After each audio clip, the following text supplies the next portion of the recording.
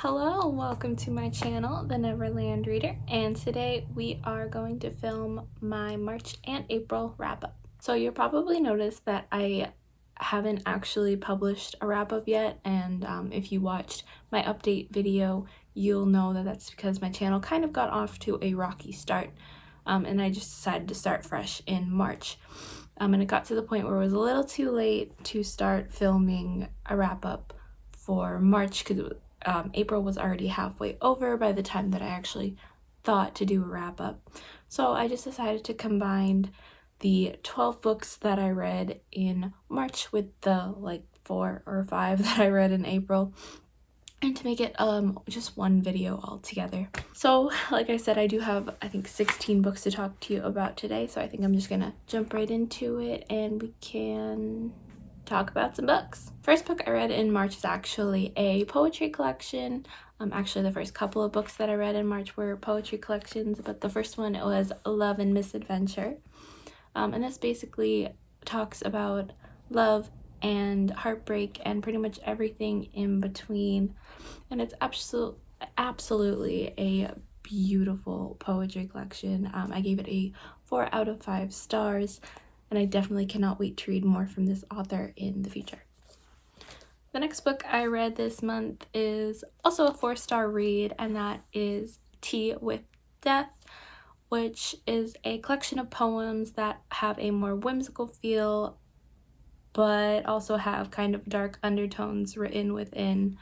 They also have a bunch of illustrations kind of mixed in with the poems, and I really enjoyed this one. I think Benson also talked about showed some vague interest in this, so I might make him read it if you guys are interested to see his reactions to this as well. My next book I actually listened to on audio, and that is Honey Girl by Morgan Rogers. This is a book that I've been super excited for since I heard that it was getting released. And this follows our main character who just got her degree in astronomy, and she decides to go and celebrate that with a couple of her friends on a weekend in Vegas, where she accidentally gets married to a girl she doesn't know. And it follows her story from there. I gave this, actually have 2 ratings that I gave this audiobook and my overall rating, and my audiobook rating was actually a 4 out of 5 stars. And the reason for that is I listen to audiobooks on a little bit of a higher speed, usually at least 2 times speed. But the thing with this book is I really think that if you are able to, if you have the attention span to read books physically, or if you have the ability to read books physically, I think reading this physically is the best route to go, because the writing is so flowery, and they're so, well, not really flowery, but so beautiful that there are times where I wish I was able to kind of pause and just reread that line without having to back up every few seconds. But other than that, my actual rating was 5 out of 5 stars.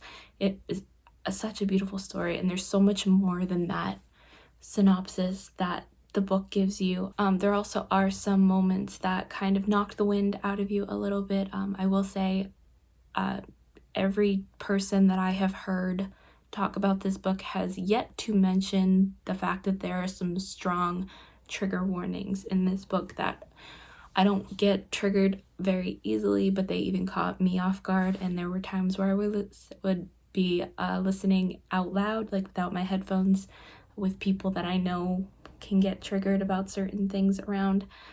So that was a little worrying as well. So any trigger warnings for any of these books, not just Honey Girl, I will put in the description box as well. I know some people don't like trigger warnings or content warnings being said aloud, but if those are something that you are concerned about, I will leave those down in the description box for you.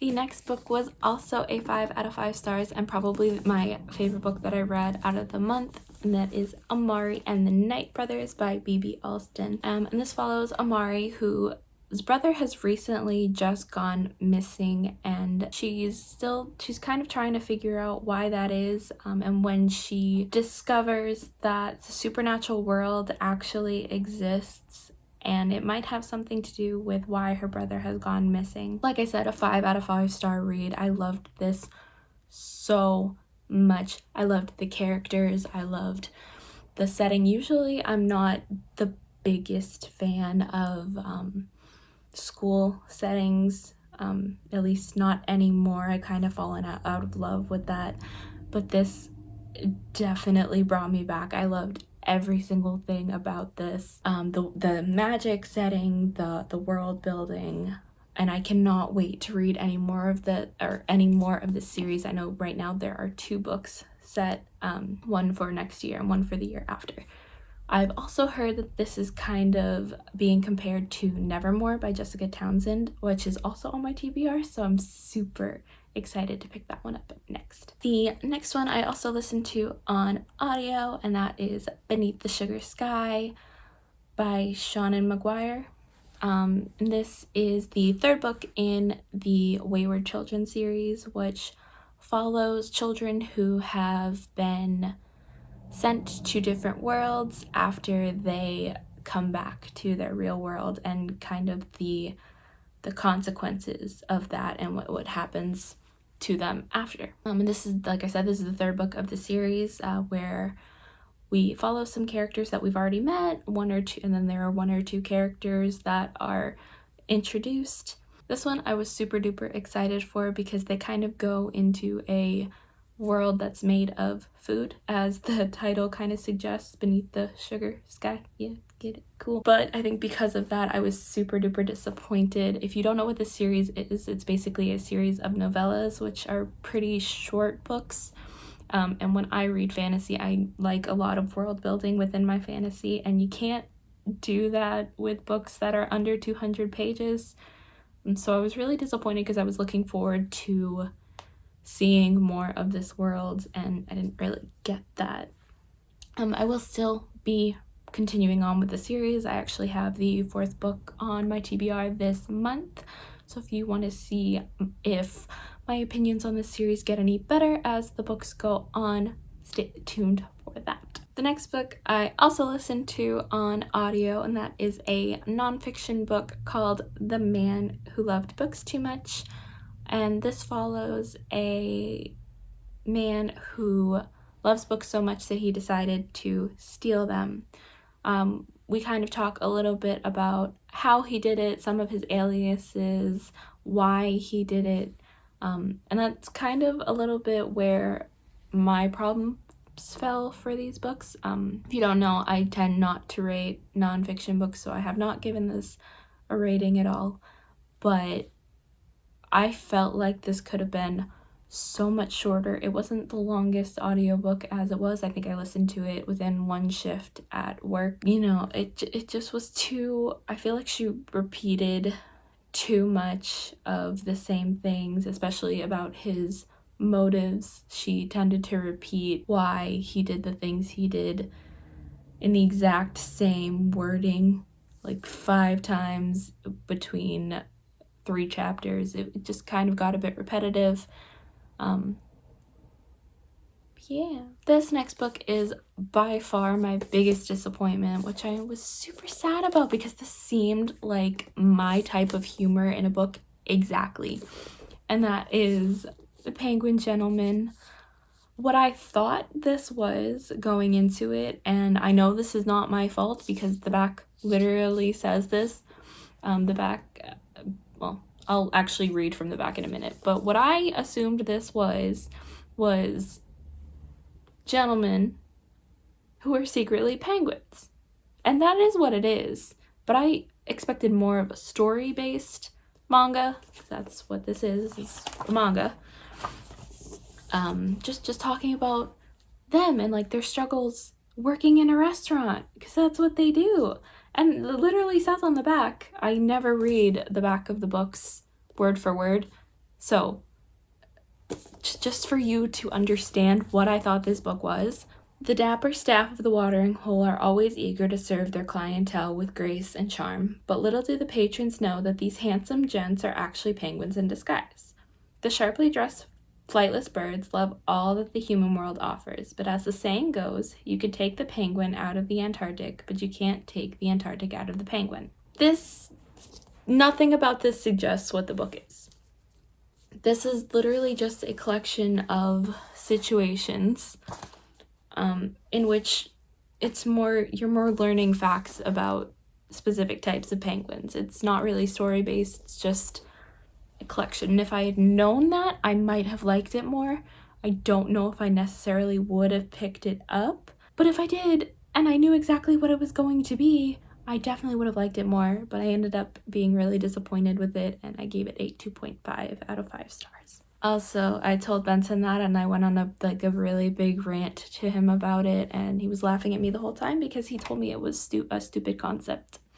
So that was his I told you so moment. This next one is also a 5-star read. The more that I think about it, the more I realize that I had a really great reading month in March, not only quantity-wise, but definitely quality-wise. But anyway, that book is Fart Quest, Barf the Bedazzler. This is the second book in the Fart Quest series. And in this, we follow our 3 apprentices who have just lost their masters, and instead of going back to the academy that they are learning at, they decided to set on their own adventures. And this does seem something that's a little too juvenile. It is a middle grade book, which is what I thought originally when I picked it up. I just saw the word fart, and because I have the humor of a 12-year-old, I decided to pick it up. But it is so much more than that. It deals with a lot of mental health stuff, and there are some heartbreaking moments as we follow these 3 characters and the friends that they meet along the way. So I definitely recommend picking this up if you're into middle grade, or if you're looking for something for some younger readers to enjoy. I highly recommend this series. The 3rd book, I think, is coming out in September, so I'm super excited to pick it up. The next one is also a poetry collection by the same author as Love and Misadventure, and that is Love Looks Pretty on You. And while the first one kind of talked about outside love and heartbreak, this talks about more inner love, inner beauty, and I enjoyed it. I ended up giving this a 3-star just because some of the poems didn't stick with me as well as Love and Misadventure. I feel like if I wasn't comparing this so much to Love and Misadventure, I would have rated it a little higher, but it kind of stacked against it in that way. This next one is a manga that Benson is still salty at me for reading because I have not watched the movie yet. That is A Silent Voice, Volume 1. I really enjoyed this, and I know Benson's going to be mad at me for saying that, but I did really enjoy this. We follow our main character who is kind of dealing with the consequences of his actions because he bullied a deaf girl in his class. So he's dealing with the consequences of that and how his peers view him because of it. At least that's what happens in the first volume. I think there's like 6 more volumes. I don't know if I'm going to end up watching the movie before I finish the series or after. We'll see how much Benson bothers me before then. This next book is also another audiobook that I listened to this month. It is also the second nonfiction book. It is not rated on Goodreads or anywhere else, and that is The 3 Mothers.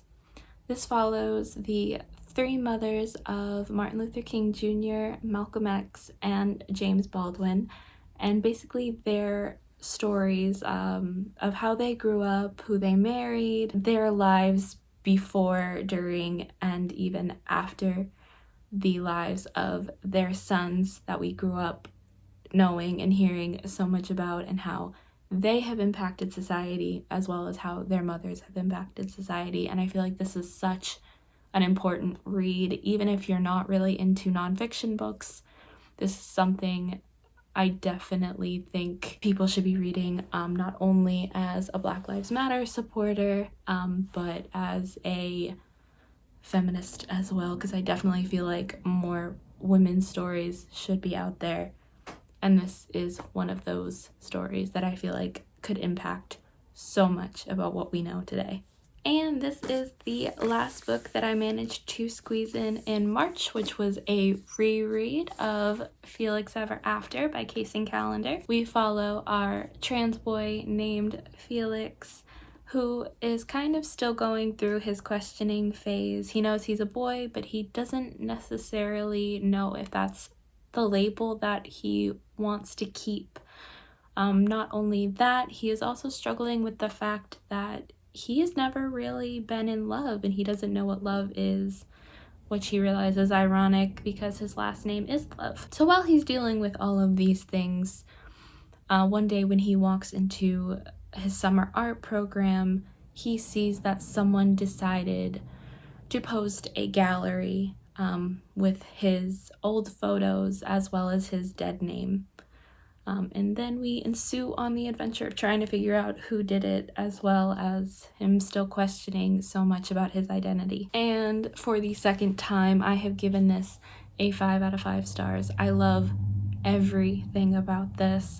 We kind of deal with a little bit of a love triangle situation, which I don't usually like in books, but I actually really enjoyed it in this one. I enjoyed a lot of things about this so much. I enjoyed, like, there is so much that I didn't know about the LGBT community that was really great learning, as well as, you know, experiencing with Felix and talking about some conversations that definitely need to be had in some of his friend groups, as well as at his summer program. So that was the end of March. Jumping right into April, we have Beneath the Moon. This is a collection of stories from all around the world, and I loved so much about this. This is definitely a 5 out of 5 stars. There are some familiar classics in here like Cinderella and Sleeping Beauty, as well as some not so familiar classics that I have not so familiar stories, I should say, stories that I had never heard, and I'm definitely interested in looking more into. So these aren't very in-depth stories. They kind of give more of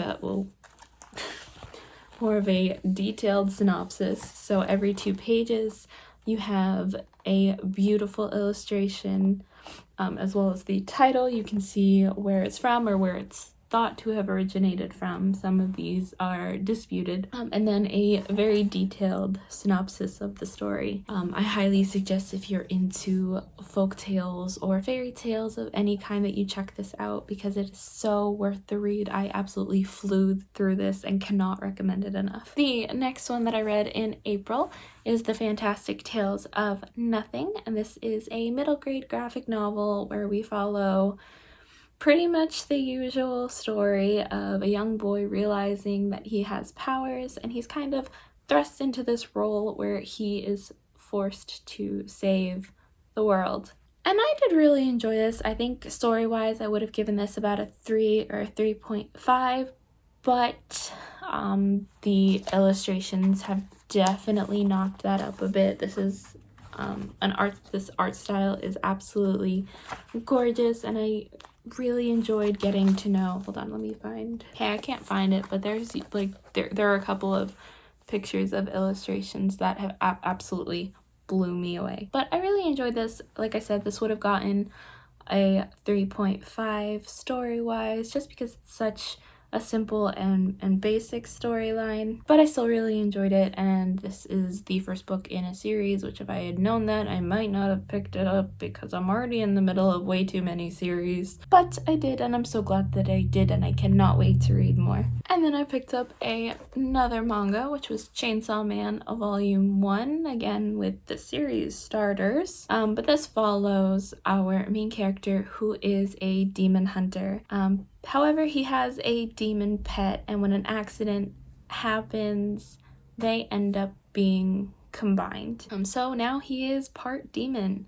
So it follows his story with that, and how he's kind of thrust into this world kind of without his best friend and really only partner. While I explain it like that, it sounds so much better than what it was. I gave it a 3-star, but the more I'm thinking about it, it might be more of a 2, 2.5. I just didn't like how the main character was portrayed in this book. He seemed more like his only goal in life was boobs, and that's pretty much it, which is like there was zero character development. And I wanted to know more about his relationship with his dog and, you know, why these things happen. More world building, definitely, but we didn't really get that. I don't know if that's going to be the same for future novels. I definitely will check more out of this series.